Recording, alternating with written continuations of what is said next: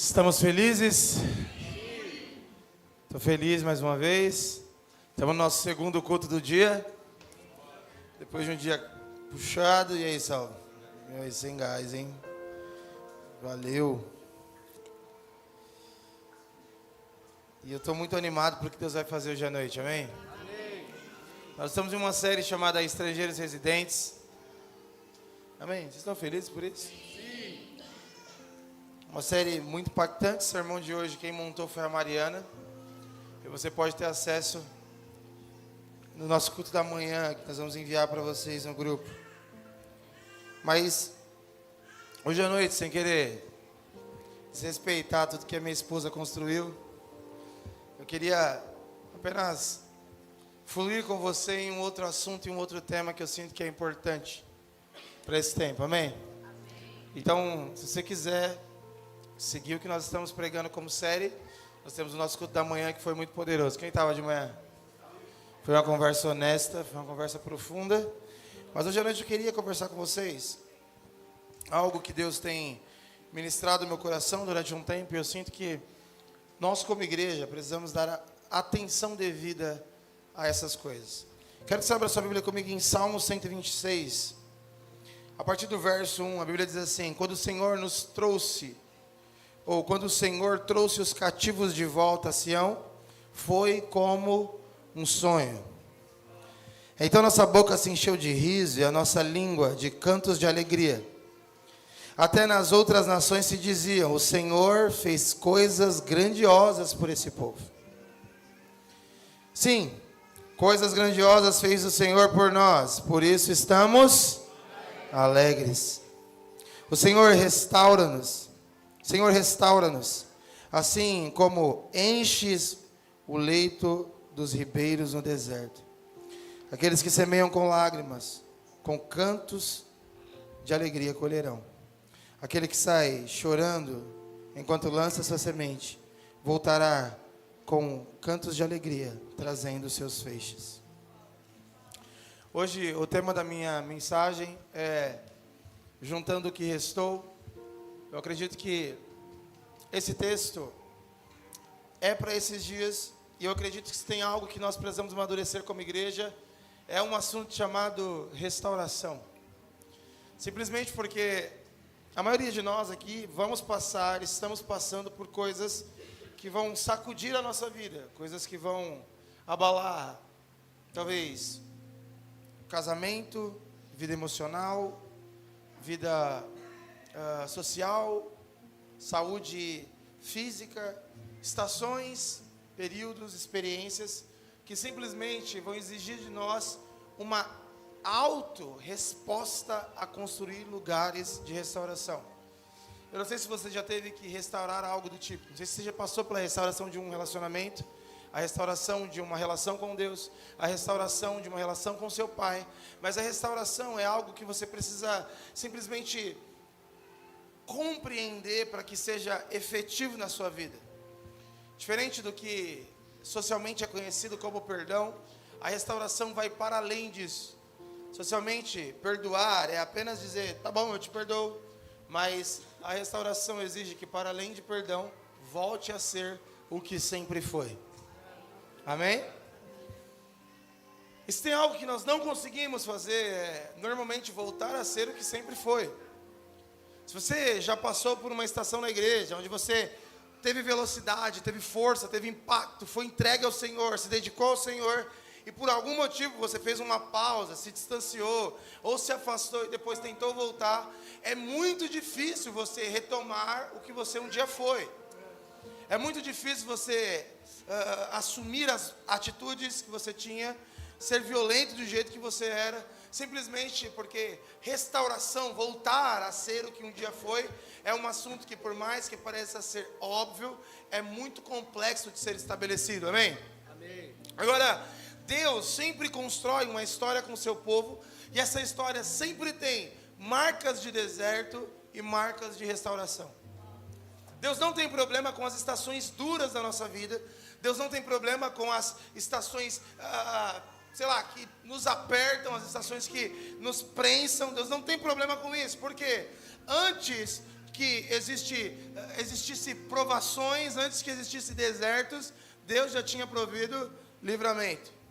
E o livramento é diferente do que você imagina. Livramento não é ser privado de passar por provas. Livramento é a garantia de sair sãos delas. Então imagina, eu sempre penso, vocês estão comigo? Sim. Eu preciso de pelo menos um comigo. Se um tiver comigo, vamos lá alguém. Vamos lá, eu tenho um sermão, Deus tem uma mensagem, a gente precisa de uma fome, amém?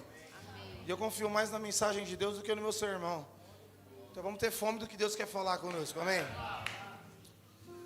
Se nós fôssemos pensar sobre livramento, uma das coisas que vem sobre a nossa cabeça é que Deus nos pouparia.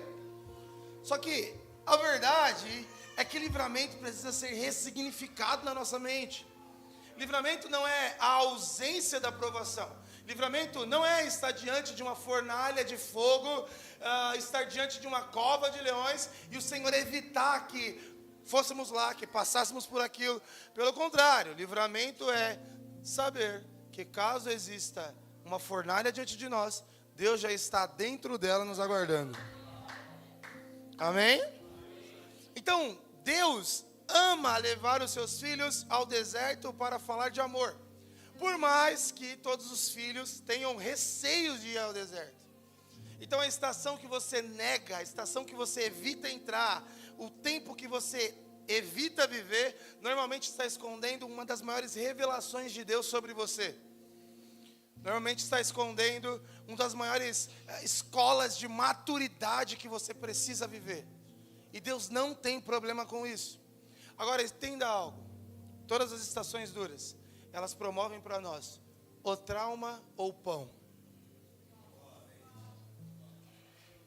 Vocês estão comigo? Então, às vezes, eu estou muito tranquilo, a minha vida está muito boa, as coisas estão indo bem. E eu estava falando isso com o Jeff lá na casa dele, enquanto nós tomávamos um café. Eu estava dizendo, Jeff, eu acho que minha vida precisa de... né? Não é chato a vida normal, assim, sabe? Vida, beleza, isso aqui. A vida precisa de movimento.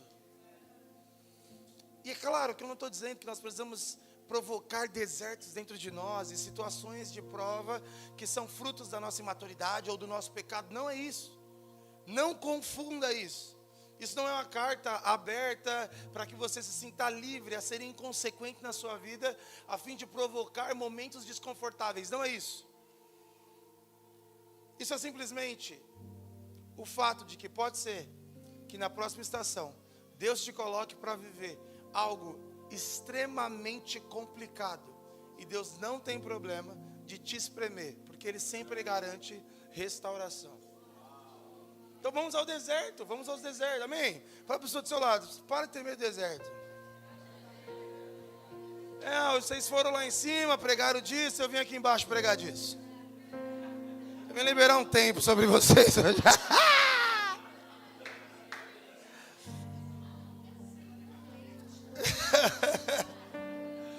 Brincadeiras à parte, nós precisamos parar de ter medo de processos difíceis, irmãos. Existem coisas difíceis, existem processos difíceis.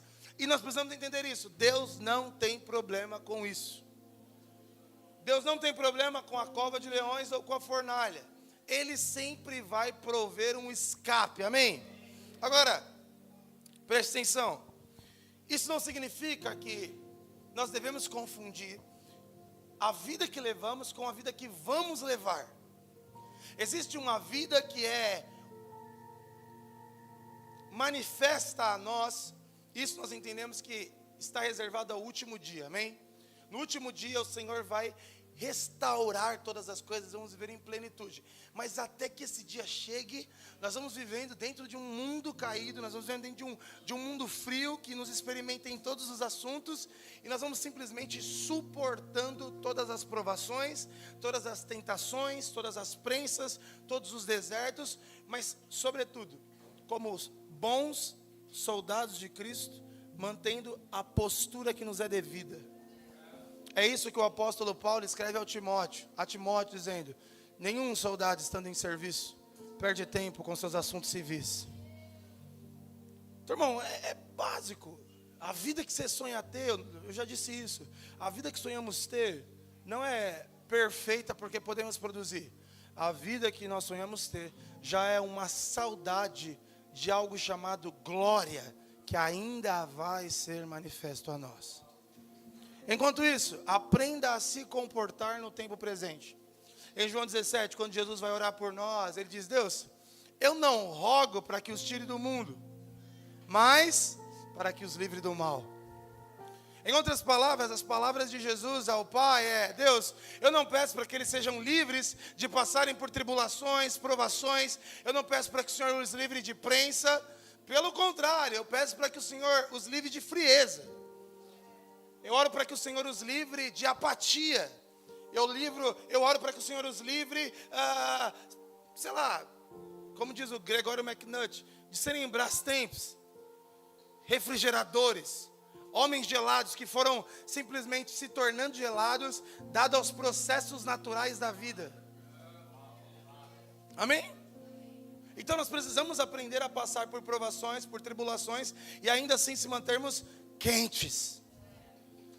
E parte disso é, eu e você, nós precisamos ser práticos em nos restaurar, em praticar restauração, seja individual, seja restauração relacional, seja restauração com Deus. Você precisa assumir que o que não é como deveria ser, precisa de um compromisso seu para voltar a ser.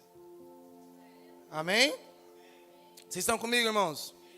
Então, como lidar com o fato de viver em uma vida que é extremamente dinâmica?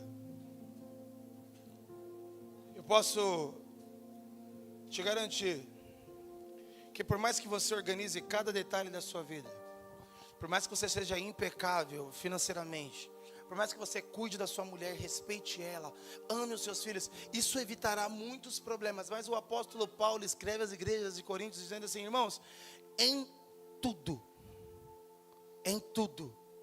seremos atribulados. Isso nós precisamos entender, isso não está reservado a mau comportamento ou má conduta. Isso não está reservado à presença de pecados morais. Isso está reservado a todo que existe. E uma das coisas que mais tem gerado frieza no meio do corpo de Cristo é nós não sabermos passar por provações. É nós irmos para o deserto, participarmos desse lugar no deserto, desse lugar no Monte das Oliveiras, do lugar da nossa prensa, do lugar da nossa prova, e sairmos mais traumatizados do que com conhecimento de quem Deus é. Amém? Então você está aqui, dentro de uma comunidade de fé, que vai te experimentar em tudo. Eu sempre digo isso: se eu não te decepcionei ainda, me espera que eu estou chegando aí. Uma hora ou outra eu te decepciono.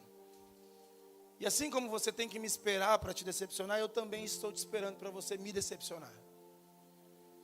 Porque você não vai conseguir suprir todas as minhas expectativas, assim como eu não quero é forte, né? Mas assim como eu também não consigo suprir todas as suas expectativas. E aprenda a lidar com isso. Amém? Só que se fôssemos escolher um texto bíblico para falar sobre restauração, existiriam inúmeros, mas eu gosto de um texto que se encontra em Neemias. Se você puder, vai comigo para Neemias 1. Neemias, o povo está voltando do exílio da Babilônia. Essa época tem um marco de 3 grandes homens: Zorobabel, Esdras e Neemias. Zorobabel, Esdras e Neemias marcam 3 movimentos extremamente importantes. Zorobabel é um movimento de tradição. É ele que está envolvido em reconstruir o templo do Senhor. Esdras está envolvido com a lei de Deus. Tem a ver com fervor, com acender novamente o povo de Deus. E tem Neemias que está envolvido com a construção das coisas de Deus. Talvez essa não é a minha pregação, eu posso voltar aqui para falar disso de outro dia, mas 3 sentimentos que precisam permear a igreja. Todos nós precisamos de alguém dentro dessa igreja que ame a tradição, ame as escrituras e ame a construção. 3 sentimentos que, se estiverem aqui, as coisas acontecem, amém? Assim, cara, nós queremos reconstruir uma igreja em Praia Grande, nós queremos reconstruir uma igreja em Salvador. É básico, você precisa de um construtor, você precisa de um avivalista, e você precisa também de um homem de tradição. Um homem que nos lembra de onde viemos e para onde estamos indo. Amém? Agora, Neemias 1, versículo 2. Anani, um dos irmãos, veio de Judá com alguns outros homens. E eu lhes perguntei acerca dos judeus que restaram, os sobreviventes do cativeiro. Fala comigo, os sobreviventes do cativeiro. E também sobre Jerusalém. E eles me responderam: aqueles que sobreviveram, os que saíram vivos do cativeiro, esses estão lá na província. Passaram por grande sofrimento e humilhação. Os muros de Jerusalém foram derrubados e as suas portas foram destruídas pelo fogo. Quando eu vi essas coisas, sentei e me chorei. Passei dias lamentando, jejuando e orando ao Deus dos céus. Então eu disse: Senhor dos céus, Deus grande e temível, fiel à aliança e misericordioso com aqueles que o amam, os que o amam e obedecem os seus mandamentos. Que os seus ouvidos estejam atentos e os seus olhos estejam abertos para ouvir a oração que o teu servo está fazendo de dia e de noite diante de ti em favor dos seus servos, o povo de Israel. Confessa os pecados que nós, os israelitas, temos cometido contra ti. Sim, eu e o meu povo temos pecado contra ti. Neemias 1 é a história do início de uma restauração. Se você não sabe a história, a Babilônia simplesmente leva o povo. E Neemias recebe alguns amigos, alguns irmãos, e questiona sobre os que restaram.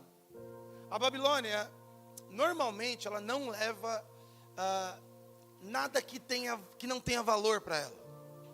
Então, dentro da história, existe o relato de que quando a Babilônia levou os inteligentes, levou os jovens, levou os de força, mas os velhos ficaram. Os velhos simplesmente não foram carregados juntos. Isso é algo que tem muito para nos ensinar, porque se tem algo que tem regido os nossos dias, é um sistema babilônico, amém? Vocês estão comigo? O sistema babilônico, ele sempre exclui da mesa aquilo que não é jovem, aquilo que não é atraente e aquilo que não tem força. É comum, por exemplo, dentro da minha igreja, eu ter que confrontar um espírito babilônico, que acha que a construção de igreja, movimento de igreja, viver família está reservado à nata da sociedade e não aos irmãos mais simples. Por exemplo, esses dias me perguntaram o que eu acho dos 7 montes. O que eu penso sobre os 7 montes da sociedade, as 7 esferas da sociedade. E eu disse, eu penso que não cabe todo mundo lá. Porque, irmãos, se nós formos uma igreja de jovens, porque só jovens querem participar da igreja é uma coisa. Agora, se nós formos uma igreja de jovem, porque nós não aceitamos os mais velhos, isso não é igreja, isso é Babilônia. A exclusão dos mais velhos é em nome do que é rápido, em nome do que dá sucesso, em nome do que dá progressão, é babilônico. Vocês estão comigo? Por isso que eu gosto de Esdras, Zorobabel, porque a tradição está com os irmãos mais velhos. E nós precisamos entender que talvez algo que Deus vai fazer nos próximos anos com a nossa igreja é incluir as nossas mesas irmãos mais velhos. E eu não quero que você imagine isso como se fosse uma outra coisa a não ser Deus estabelecendo sobre a nossa família uma cultura de igreja e confrontando diretamente um pensamento babilônico. Nós precisamos de uma mesa completa, amém? Então fala para a pessoa do seu lado aí, nós iremos cuidar das crianças e nós iremos cuidar dos velhos. Vocês estão comigo? Faz sentido? Mas Neemias, quando ele pergunta essas coisas, ele recebe uma notícia muito triste. A primeira coisa que ele ouve é que o povo está em miséria e desprezo. Depois que os muros foram derrubados.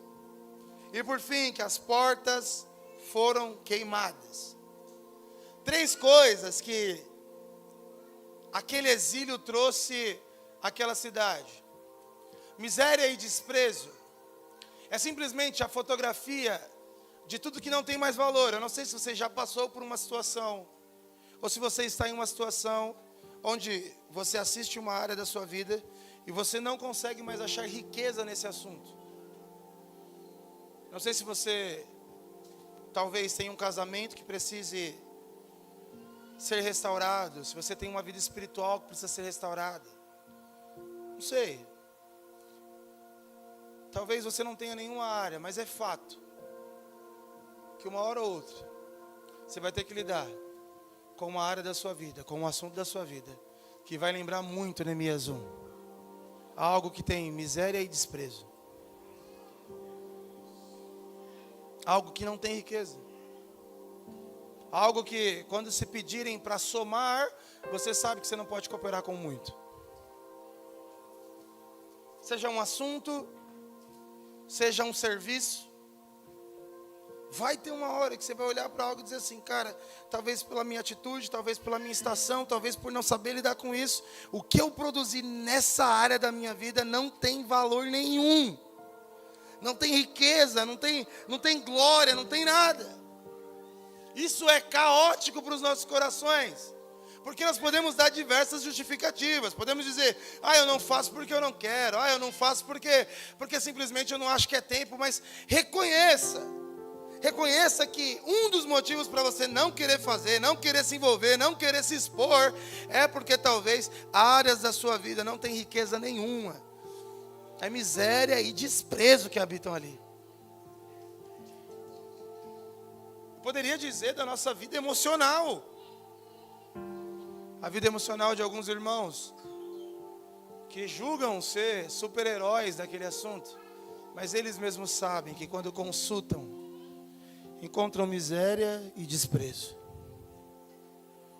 Não há clareza naquele assunto porque não há nada de glória para ser mostrado. Quando nós nos convertemos e viemos num altar como esse, nos ajoelhamos, confessamos Jesus, nós passamos por um processo profundo de restauração. E parte da nossa contrição, do nosso arrependimento, das nossas lágrimas, está envolvido com o fato de que o Senhor está clareando a nossa vida, esclarecendo a nossa vida e nos mostrando que todo lugar que nós achávamos que tinha tesouro, o que se tinha era miséria e desprezo.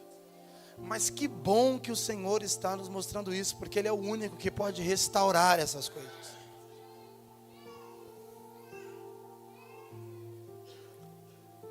A minha pregação é para que de alguma forma você entenda que você não precisa viver ignorando algumas áreas da sua vida em nome de não ter que tocar em coisa que não tem riqueza nenhuma. Uma vez, um casal que eu cuidava passou por uma situação muito triste de traição. E todas as vezes que nós íamos conversar com eles, a esposa olhava e falava assim, não quero falar disso. Não quero voltar nesse assunto. Não, por favor, eu não quero conversar sobre isso, eu não quero voltar. Eu simplesmente disse, eu sei que o perdão parece ser o suficiente, mas você precisa buscar restauração. E restauração tem a ver com reconhecer, não existe riqueza aí.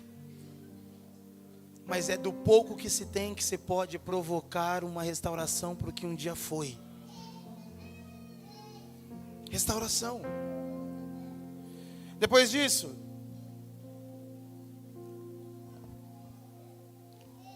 os muros estavam sendo derrubados. Ou melhor, os muros foram derrubados. Então, se estava triste por não ter valor, tinha um problema maior ainda, pastor. Que era, não se podia provocar valor nenhum também. Porque sem muro não há proteção. Então nosso problema de não ter riqueza é um. Mas tem um maior ainda, que é, além de não ter riqueza, não tem proteção. Tudo que nos protegia, tudo que nos guardava, toda a segurança que tínhamos, tudo isso também foi derrubado. E por último, por não ter muros, também não existiam portas. E na cultura judaica, porta era o lugar onde acontecia a justiça. Então, olha o quão devastado está. Tem miséria, tem desprezo, tem muros caídos e portas queimadas. Isso é uma das imagens que parecem ser muito distantes, mas eu mesmo, como pastor, já me vi diversas vezes nessa situação. Eu mesmo já me vi em situações de passar por um trauma, passar por uma tribulação, passar por algo, e simplesmente notar que aquilo gerou em mim muros caídos, portas queimadas. E no lugar onde eu tinha as minhas maiores riquezas, aquilo só gerou miséria e desprezo. Estações da minha vida que eu tentava provocar algo em mim de bom para poder cooperar com tudo que eu estava envolvido e não encontrava nada. E foi talvez nessa época que eu aprendi o que é restauração. Então, irmãos, eu sei que todos nós que estamos aqui, nós queremos acumular conhecimento, sabedoria, nós queremos acumular, cadernos rabiscados com anotações bíblicas, nós queremos acumular livros, mas tudo isso é inútil se você não souber restaurar sempre que você precisar. Você precisa ser bom de aprender, mas você precisa ser expert em restaurar. O que a gente pode falar sobre luto, por exemplo? Quantos irmãos eu perdi, nunca mais voltaram? Um amigo meu, homem incrível, homem de Deus, perdeu o pai. De longe, o cara que ele mais amava na vida dele. Aquilo devastou a vida dele. Destruiu quem ele era. E aí tá a loucura, porque para mim que olhava de fora, ele só perdeu o pai. Eu sei que parece ridícula essa expressão, mas tipo assim, existem pessoas que lidam melhor com isso. Mas aquilo levou ele ao lugar mais fundo da miséria existencial. Aquilo expôs todas as fraquezas dele. Se eu fosse dar outros exemplos, na minha igreja, nos últimos 3 meses, eu estou para te dizer que teve 5 tentativas de suicídio. Eu não estou falando sobre você olhar para a sua vida agora e perguntar, não, acho que está tudo bem. Não é sobre isso. É sobre quando você olhar para a sua vida e encontrar miséria, desprezo, falta de proteção e falta de justiça, você ser melhor para restaurar as coisas do que para acabar com tudo.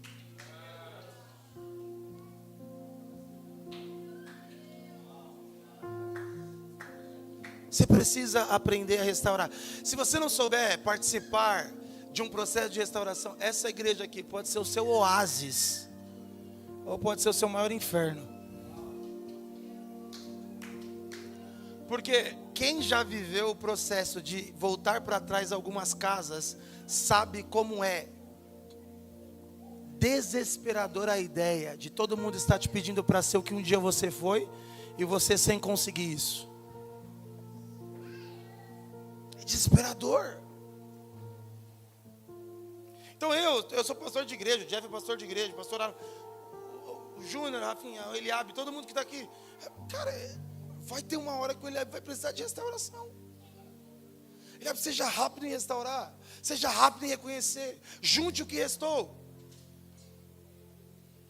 O que a gente tem lá? A gente tem alguns velhos, não é muito. Tudo bem, é quem a gente tem para poder voltar a fazer o que era antes. Você precisa ser rápido nisso.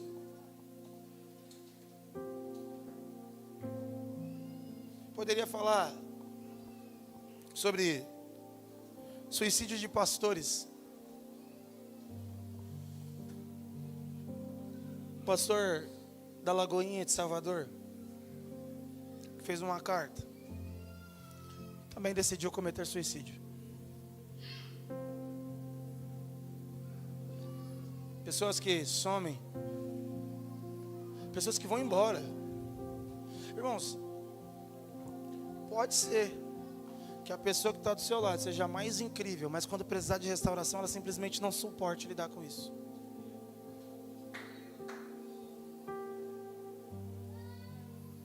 Você precisa ser bom nisso. Você precisa saber fazer isso. Não porque você está planejando o que é mal, mas porque restauração não é só para quando nós pecamos. Restauração é para tudo que gera em nós e muda em nós o que um dia foi. Aqui você pode dar um nome místico de envergadura. É você conseguir ser esticado e falar assim, não, eu tenho força, eu tenho graça, eu tenho conhecimento de Deus para voltar a ser. Eu respeito o processo, eu respeito os meios, eu respeito os princípios e eu volto a estabelecer sobre mim, sobre a minha casa, sobre a minha família, sobre os meus filhos, o que um dia Deus disse que era para ser.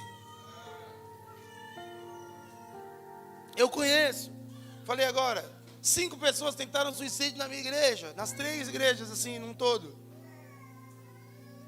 Mas eu conheço homens de Deus que se submeteram a um processo de restauração encontrando graça de Deus. E a esses nós encontramos semelhança com Neemias. Que ao descobrir que estava tudo muito ruim, se comportou diferente diante da crise. Decidiu comparecer diante do trono de Deus e falou assim, Deus, o que está feito, está feito. Uma das coisas que mais... Gente, olha isso aqui. Vocês estão comigo? Eu quero de fato falar isso com vocês. Você não consegue mudar o feito. O que está feito, está feito. Você não consegue alterar isso. Ah, é que podia ter sido, é que podia ter acontecido. Não aconteceu. Não foi. 2 coisas que você precisa se acostumar. Você não pode mudar o feito e você não pode controlar o outro. E você precisa ter paz com isso. Está feito. Ah, mas se tiver, não tem em si. O feito está feito. Ah, eu queria que ele fizesse, você não controla o outro. Se responsabilize pelo que você faz e como você se comporta. Vocês estão comigo? Neemias se submete à presença de Deus e parte então para fazer o que nós queremos conversar hoje, o que estamos conversando hoje. Um processo de restauração. E aí, para todo o processo de restauração, uma das coisas que mais vai ser mencionada no texto de Neemias é angústia profunda. Você precisa reconhecer que não existe restauração antes de haver arrependimento. E não é só arrependimento de algo que você fez ou de algo que fizeram. É arrependimento de reconhecer que precisamos de ajuda do alto. Como eu disse, no meio de um deserto, Jesus leva 5.000 homens para passear. E começa a pregar o evangelho. De repente os discípulos olham e falam assim, ó Jesus, o senhor precisa dar um jeito aí, hein? Vai todo mundo morrer. Aí eles falam assim, o que temos? Nada, temos algo. Ok, temos 5 pães, aqui temos 2 peixes. Então tá, esse aí que a gente vai usar para poder manter todo mundo vivo. Eu penso que caso a gente não encontre no meio do deserto os nossos 5 pães e 2 peixes, eu penso que a gente pode sair o povo mais traumatizado com Deus. Porque que tipo de Deus é esse que nos leva ao deserto? Sem se organizar em como vai nos manter. Sem fazer uma logística de como vai nos sustentar aqui. E aí essa ideia nossa de logística, a gente vai acumulando trauma. É uma situação difícil que a gente tem com a nossa família, trauma. É uma situação difícil que a gente tem com a nossa igreja, trauma. É um relacionamento difícil que a gente encontrou, trauma. É uma relação com o nosso pai, trauma. Trauma, como se Jesus não estivesse ao nosso lado nunca. Todo deserto que nós vamos, nós saímos com trauma e nunca com pão. E temo que é pelo fato da gente nunca questionar a Deus sobre o que faremos agora, Deus. Porque eu posso te garantir, irmãos, que todo deserto que você só encontrou trauma, em algum lugar ali tinha pão. E o que é pão? Pão é a parte que você encontra no deserto que você consegue dar graças. Vocês estão comigo? Eu encontrei. Vocês conhecem Ulisses? Ulisses é um cara que cantou no South Band, que cantou no Homem Júnior. Ele teve um filho. O filho dele nasceu, ele fez as fotos. O filho dele gastou algumas horas e depois morreu. Imagina você pegar seu filho no colo, segurar ele no colo, chacoalhar ele, pôr para dormir, ver os olhos dele, saber qual que é o desenho do rosto dele. E simplesmente horas depois, seu filho fechar os olhos, você ter que sepultá-lo. Diz que a criança nasceu só para maltratar o coração dos pais. Mas eu acho lindo o fato de que ele conseguiu encontrar, no meio dessa provação, um pão. Vai por mim. Vocês estão comigo, irmãos? Estou sentindo vocês um pouco cansados. E eu entendo. Foi o mormaço do dia, né? Mas vocês nem foram para a praia aí, eu que tive que ir para a praia levar Zara. Então eu estou mais cansado, eu estou com maresia. Imagina que todas as vezes que você passa por uma tribulação, você passa por uma provação, e você encontra naquele lugar um pão, uma coisa que você dá graças. Sabe, você está passando por uma tribulação terrível. Eu estou te motivando a se tornar uma mulher pentecostal, assembleana e do coque. Acha o lugar aí que você consegue falar assim: obrigado, Jesus. Tá tudo dando errado, mas olha que o Senhor tem feito coisas boas também. O Senhor tem provido coisas boas. Porque normalmente, gente, o pão que nós encontramos consegue alimentar mais de 5.000 homens. Uma frase do T.D. Jakes, estou citando muito T.D. Jakes, um grande amigo meu. Tem uma frase que ele diz: pare de andar com pessoas que não foram espremidas. Elas não têm óleo e elas não têm cálices transbordando. Gente que não passou por processo, gente que não andou em deserto, gente que não encontrou o pão, o assunto que deu graças, gente que não levantou ao alto, que não partiu ao meio, provavelmente é gente que não sabe se comportar em metade das situações da vida. É gente traumatizada. Você fala assim: e seu pai? Ah, eu odeio meu pai. Ah, tá, e a igreja? Ah, eu desisti da igreja. Ah, e casamento? Ah, eu não acredito em casamento. Ah, e filhos? Ah, eu odeio criança. Pô, ficou pesado agora. Mas eu não gosto de crianças. Ah, e faculdade? Faculdade eu acho besteira. Ah, estudar. Mas por quê? Ah, meu pai não cuidou de mim. Minha mãe foi embora. Ah, a igreja eu entrei lá, mas aí um líder religioso fez isso comigo. Ah, porque, meu Deus, a sua vida teve diversas oportunidades de você encontrar pão e você só achou trauma, cara. Aí você corre um pouco mais, do outro lado você encontra o mesmo cara, que passou às vezes por coisas piores. Coisas mais duras, coisas que ferem mais injustiças, mais ofensas. Você fala assim: e tudo isso? Cara, eu cresci muito nessa estação, nessa igreja aí. Cara, meu pai foi a maior bênção da minha vida. Porque ele não me deu exemplo de nada, mas me deu oportunidade para tudo. Oportunidade para perdoar, oportunidade para estar junto ainda que eu não queria. Me deu todas as oportunidades possíveis. Vocês estão comigo?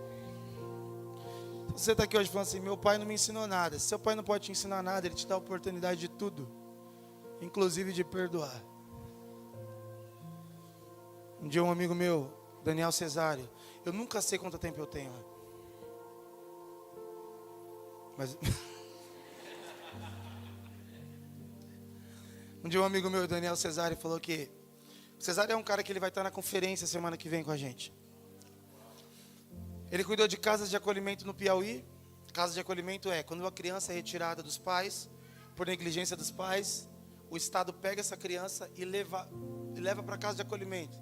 Pode chamar de orfanato, não sei, mas é o lugar que hoje se considera a casa de acolhimento, que é onde essas crianças ficam. O Cesário decidiu então adotar 2 crianças. E você não sabe, existe uma fila maior para adoção do que o número de crianças para ser adotadas. E por que essas pessoas que estão na fila não adotam? Porque a maioria querem construir uma criança de... Sabe aqueles jogos que você monta o seu avatar? A maioria das pessoas que estão envolvidas com adoção são pessoas que querem montar um avatarzinho. Então, que a criança que é assim, assim, assim. Desse jeito, desse jeito. E a maioria das crianças que estão para adoção são crianças de adoção tardia. Adolescentes ou pré-adolescentes. Então, fala para a pessoa do seu lado aí, você precisa adotar. E aí o Cesário chegou e falou assim, cara, eu vou adotar um casal de irmãos. Vou adotar um casal de irmãos. Ele adota 2 crianças, acho que uma tinha 13 e um tinha 16. Imagina você colocar uma criança, um adolescente de 13 e um adolescente de 16 na sua casa. E essas crianças eram super carinhosas com o Cesário. Cara, você é incrível, tio, você é demais, tio. Ele cuidava dessas crianças no acolhimento. Quando essas crianças foram para a casa deles, essas crianças simplesmente se rebelaram contra ele. Em uma audiência de adoção, o juiz perguntou para as crianças: vocês querem carregar o nome do Cesário no nome de vocês? A criança olhou para o juiz e disse: desse cara eu só quero a casa e a comida. Cesário olhou para aquela situação e questionou a Deus. Disse: Deus, eu estou tentando abençoar essas crianças e parece que o Senhor está me levando ao deserto, parece que o Senhor está me colocando numa situação extremamente ruim. E Deus disse: tudo que essas crianças falaram ao juiz é o que você fala para mim todos os dias. Você não quer muito de quem eu sou, você quer mais do que eu tenho. Processos. Cesário passou anos dormindo de porta trancada, tendo que conter a criança, tendo que segurar o adolescente, porque, cara, ele quis abraçar uma adoção e acabou vivendo um deserto. E aí ele tinha 2 opções sempre: ou eu carrego um trauma com essas crianças, ou eu acho o pão dessa situação. Ou eu saio daqui dizendo assim, adoção é uma loucura, ou eu saio dizendo assim, na adoção foi o lugar onde eu mais conheci quem Deus é. Um homem chamado Jason Lee Jones, um dia eu estava pregando com o Jason, e ele estava em Brasília, e ele começou a falar sobre o mesmo assunto, adoção. Ele adotou um menino, que diz ele que se parece um pouco comigo. E no fim da pregação, o Jason pega o documento da adoção do seu filho e começa a ler publicamente para a igreja. E ele começa simplesmente a partir no meio o pão que ele achou no meio do seu maior deserto. A gente podia achar dentro dessas situações inúmeros traumas, mas o que diferencia o homem de Deus do homem comum é tudo que é deserto e provação, esses homens encontram pão. Eles caçam onde Deus está. Onde está a pessoa de Deus nessa situação? Neemias, depois de aceitar o processo de ser humilhado pela sua situação, ele vai falar com o rei. E o rei libera sobre Neemias favor. E é algo que você precisa entender. Deus tem favor. Fala para a pessoa do seu lado isso. Deus tem favor. Deus tem favor. Tudo que você se propõe a restaurar, pode ter certeza que o maior interessado nisso é Deus. Deus.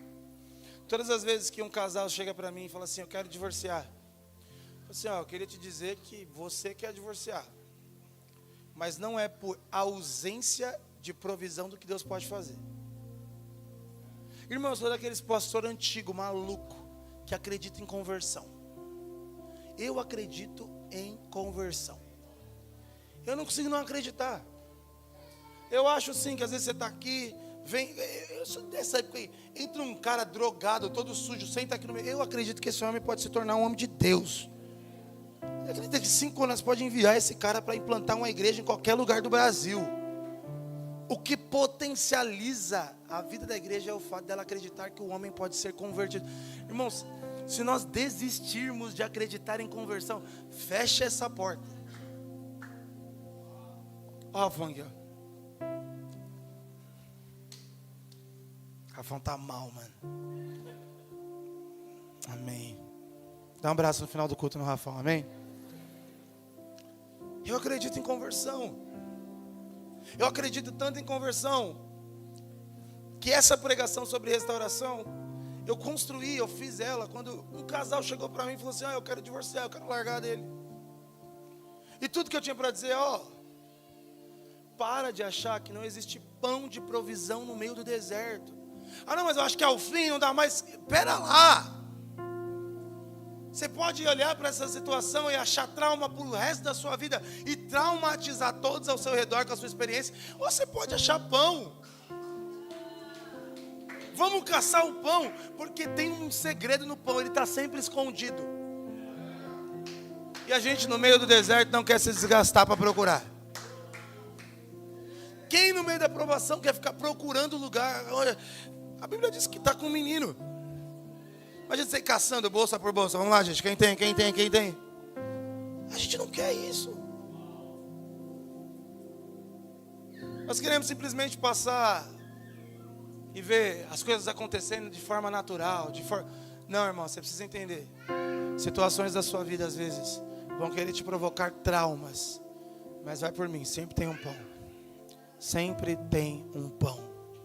Sempre tem um pão. Amém? Eita. Ela quase caiu 3 vezes, mano. A quarta eu não consegui segurar. Mas tem pra mim que ela desce aqui. Não, né? O Jeff, pra não me chamar de mentiroso, ele não sei.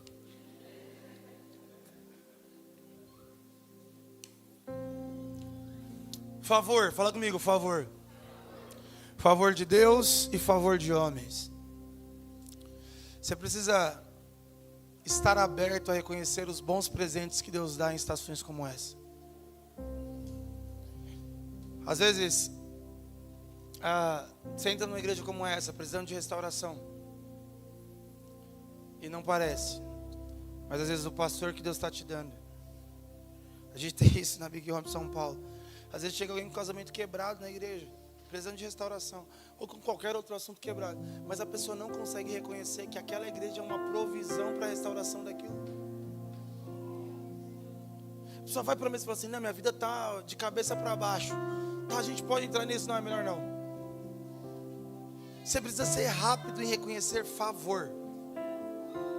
Homens que, irmãos, isso é pega essa chave aí. Isso é muito sério. Normalmente, quando nós estamos vivendo um processo de restauração, nós temos que estar atentos a encontrar o favor de Deus para aquele tempo. Seja isso um amigo seu. Eu tenho um menino na igreja que ele parece assembleiano, o advogado. Qual é o nome dele? Amigo da Rai, da Rosa? Esqueci. Mateus. Ele falou assim, cara, minha vida estava de cabeça para baixo e eu comecei a orar, Deus, se o Senhor me levantar, se o Senhor me tirar dessa, eu vou me converter, eu vou me entregar ao Senhor. Ele tem 4 meses de convertido, não teve relação nenhuma com a igreja. Se o Senhor existe, me tira dessa, eu quero me envolver na sua obra, eu quero ser restaurado em todos os meus assuntos. Sabe quem ele encontrou?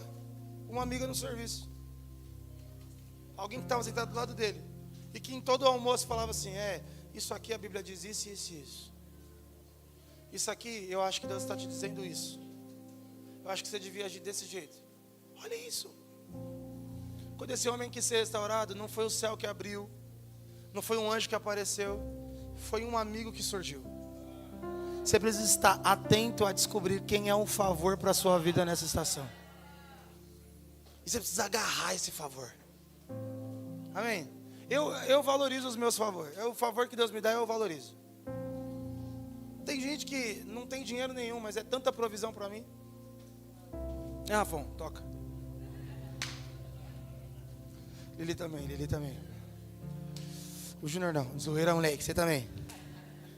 Deixa eu ir desse lado aqui. Os caras ficam tudo com ciúmes, mano. Aqui, ó. Você também. Ô, Jefferson. Acabou, gente. Mas acabou. Cadê o Eli? Foi embora? Ô, Eli. Valeu, hein, mano. Tamo junto. Mas são favor. Tem diversos assuntos que eu preciso de restauração, que eu preciso de cura. Que não é um anjo que vai fazer isso, não é um milagre que vai acontecer. Normalmente está vestido de coisa natural. Normalmente é manifesto de jeito natural. Quantas coisas a minha própria mãe não me ajudou a restaurar? Meu Deus, eu quero orar sobre esse assunto aqui, faça algo, eu quero ser curado nisso. E às vezes era minha mãe que chegava e falou assim: oi filho, eu quero falar com você. Passe a reconhecer os lugares de favor. E sobretudo, seja você o favor da vida de alguém. Amém? Uma outra coisa, estou sendo muito prático aqui, amém? Tudo isso tem texto bíblico. 1 Pedro 5, 6, sobre humilhação. Joel 2,13, sobre um coração rasgado. Uma das coisas, olha aqui. Uma das coisas para reconhecer favor e fazer do favor ser útil é vulnerabilidade. Imagina se você vai no médico, precisando de ajuda, sentindo muita dor, e de repente você se nega a falar dos seus sintomas. Por mais que aquele médico seja o maior capacitado para te ajudar, ele se torna inútil. Porque caso você não seja transparente, não tem como estabelecer ajuda. Então valorizar o presente de Deus para você não é só sobre abraçar forte esse favor, é sobre fazer bom uso dele. Ontem eu fui alugado 3 horas na minha igreja. Uma mulher olhou e falou assim: ó, eu sinto que você é um presente de Deus para mim, pastor, e eu preciso te contar algumas coisas. E ela vrau e veio. Preciso te contar tudo isso.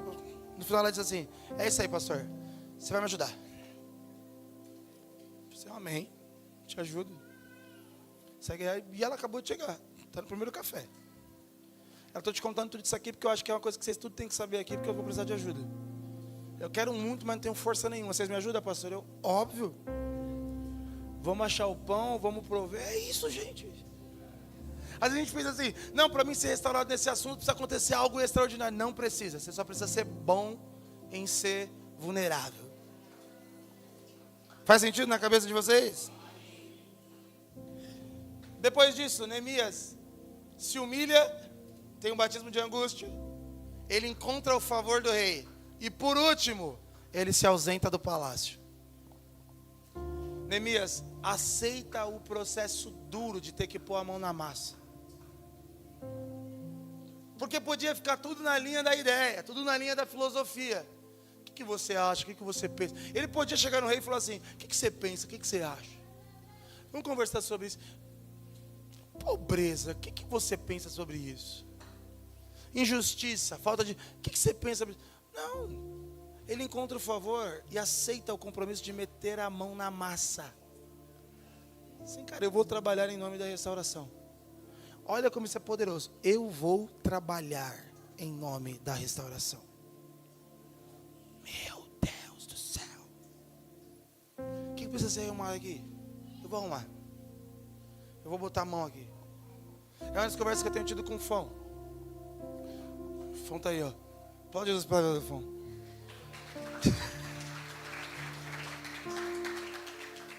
O Fão às vezes está com um monte de crise na cabeça. Não sei o que, não sei o que, não sei o que. Cara, eu acredito que eu posso ser um favor para você, assim como você é um favor para mim, mas pouco importa o favor se você não estiver disposto a sair do seu palácio.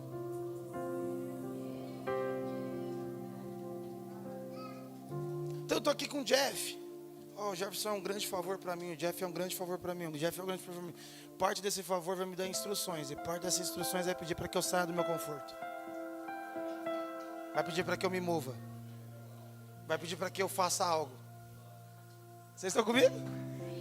E reconstruir custa muito. Gente, construir do zero é melhor do que ter que arrumar o que foi destruído para reconstruir de novo. Grande parte do começo do processo é limpar a bagunça. Vocês estão comigo, gente? Se o terreno tivesse limpo, era lindo, Ju. A gente pega a planta e estabelece. Mas agora, voltar a ser o que o dia foi, conta com, primeiro, limpeza. trabalho duro, vai, limpa o terreno inteiro. Isso aqui não vai usar mais, isso aqui vai usar, isso aqui vai usar mais, isso aqui vai usar, isso aqui é dele, isso aqui é nosso. Limpeza. E às vezes a gente não tem paciência de esperar o tempo que for para começar a edificar o que um dia foi. Ou seja, cara, se passaram 3 meses, eu estou nessa igreja, eu estou vivendo isso, eu estou tentando restaurar. São 3 meses já. E parece que nada está acontecendo, não tem um muro subindo na minha vida. Mas tem tanto solo limpo já. Já tem tanta bagunça da antiga estação sendo tirada. É que você só não percebe. O Jeff ficou aqui na Praia Grande 1 ano, ele vai embora quando completa 2 anos. Eu posso... E ele vai embora. Aplauda Jesus pela vida de Jefferson. Ele está tão triste, gente. Ó, vocês estão tristes que ele vai embora, mas esse homem...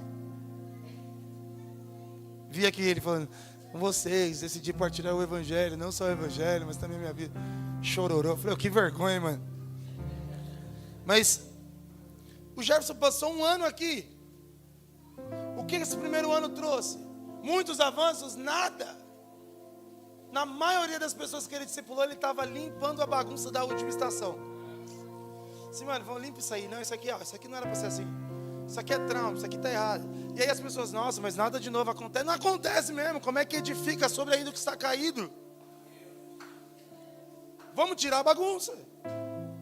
Restauração. Imagina você traumatizado com casamento, querer casar de novo. Antes disso, vamos limpar essa bagunça. Vamos restaurar isso. Vamos cuidar desse assunto. Aí vem o Júnior, o Jeff. Mano, você precisa resolver aquele problema lá. Ah, não, mas eu estou querendo construir. Então, pera, presta atenção. A gente precisa limpar a bagunça da última estação. Mas, cara, não tem compromisso. Agora não é hora de subir coisas visíveis a homens. Agora é hora de limpar o estrago da última estação. Vocês estão comigo, irmãos? Restauração. Restauração. Alguns homens de Deus que estão aqui, que enquanto eu prego, se encaixam nessa mensagem. Falam assim, é verdade isso aí. Olha o Tiagão lá atrás assim, ó. Restauração. Depois que Neemias decide se ausentar do palácio, do seu conforto, decide fazer olha isso, decide fazer bom uso do favor. Irmãos, imagina você ter R$1 milhão. Tem um filme que o mundo acaba do Will Smith. Qual que é o nome desse filme? Eu Sou a Lenda, amém? Quem já assistiu Eu Sou a Lenda? Muito bom, muito bom, muito bom. Mas agora eu pensei no filme, nada a ver o exemplo. Mas imagina, eu lembrei que tem zumbi, não é nada a ver. Mas imagina você ter R$1 milhão. R$1 milhão, você é rico. Só que você está num mundo que não existe compra nem venda. Pouco interesse tem isso, amém? O favor, ele é inútil. Ele pode ser grande, ele pode ser, meu Deus, o Jefferson é como $1 milhão para mim. Mas se você está sem condições de se mover debaixo desse favor, ter 1 milhão e não ter nada é a mesma coisa.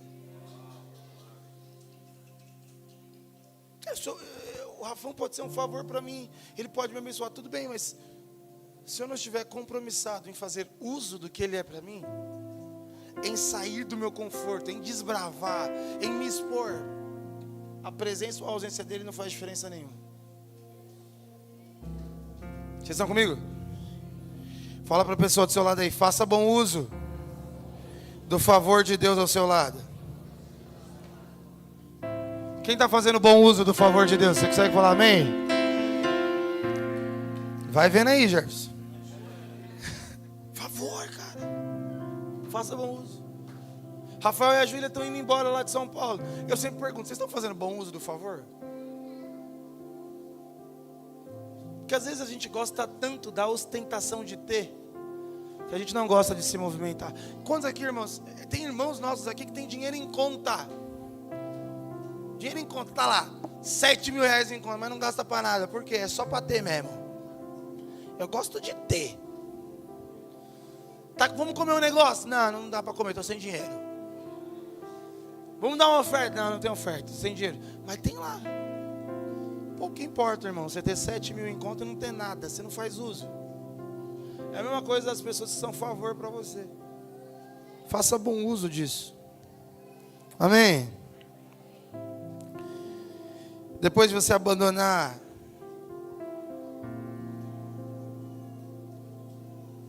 me deram.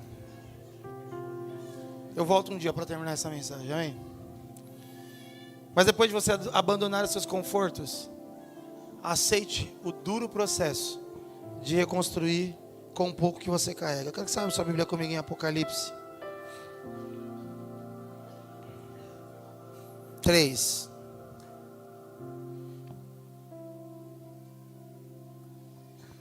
Diz assim: fique atento. Fique atento. Ou, portanto, acorde. Fortaleça o pouco que resta. Acorde. Fortaleça o pouco que resta. Isso é uma das exortações da igreja da Ásia. E eu posso te dizer algo no fim dessa mensagem.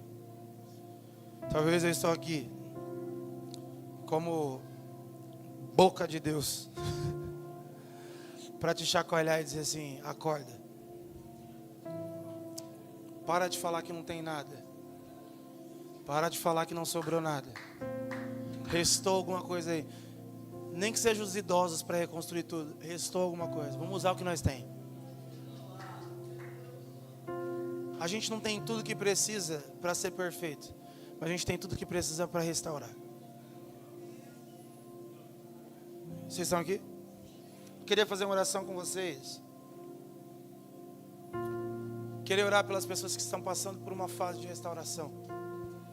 Talvez você está aqui hoje falando assim: mas eu me encaixo nessa mensagem aí. Talvez eu estou tendo que voltar em coisas que são muito traumáticas para mim. Coisas que às vezes eu tento fugir, mas elas despertam em mim a sensação de que eu estou em pobreza, em desprezo, que eu estou desprotegido, que eu estou sem justiça.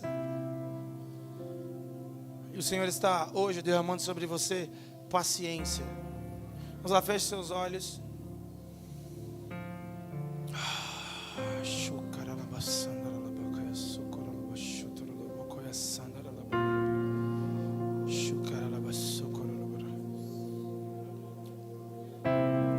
Deus, nós liberamos sobre essa igreja a graça de permanecer agora.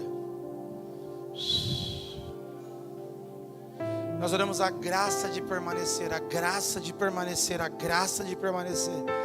Eu oro, Deus, muito mais do que construir e edificar, nos ensine a ser bons mordomos de restauração. Não só restaurar a nossa própria vida, mas restaurar a vida de outros, Deus. Se você é uma dessas pessoas, eu quero que você fique de pé no seu lugar. Só se você for uma dessas pessoas.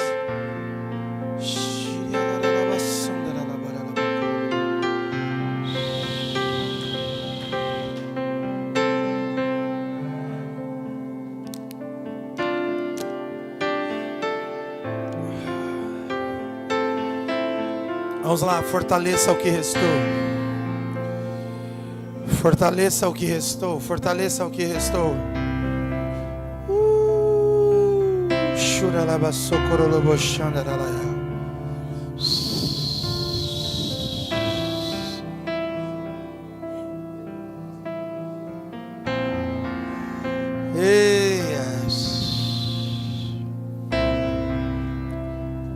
Nós oramos, Deus, graça para esse tempo, Deus. Graça para tornar a edificar, Deus.